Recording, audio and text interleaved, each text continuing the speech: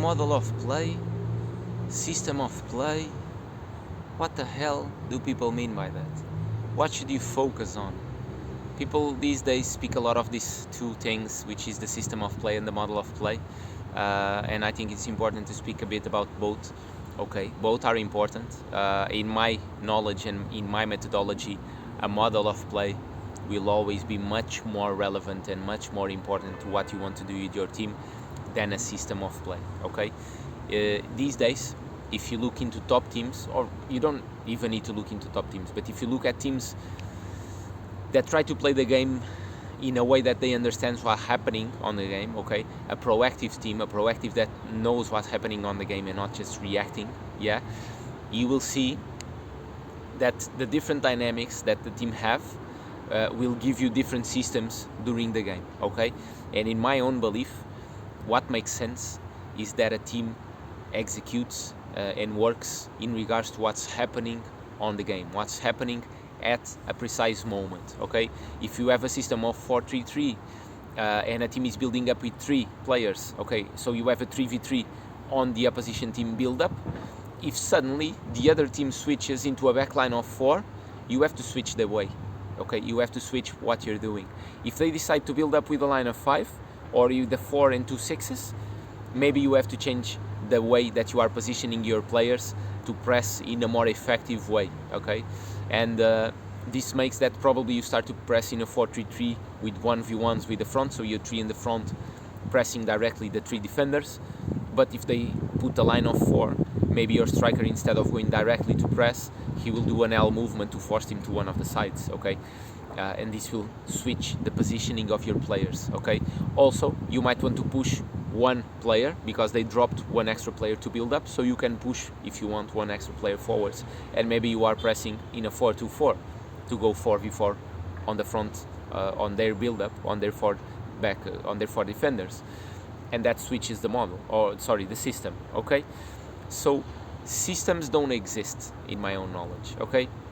Systems have to be ready to adapt. You see teams that start to play in a 3-5-2 very easily. In a 3-5-2, when you push one of your wingers, you are in a 3-4-3, okay.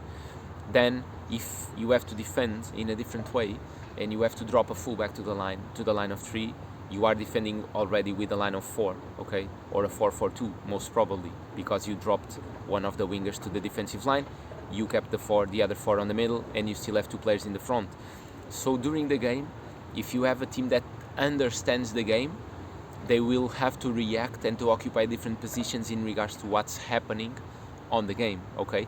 And that for me goes and gets into what we call the model of play of your team, okay. And I really believe that the model of the team should be set on the basic principles of football. Yes, that you should, as much as possible, avoid inferiorities, okay, defending or attacking, avoid being in inferiorities, or refuse as much as possible to be in inferiority, mostly defending. No one wants to defend in equal numbers or in inferiority.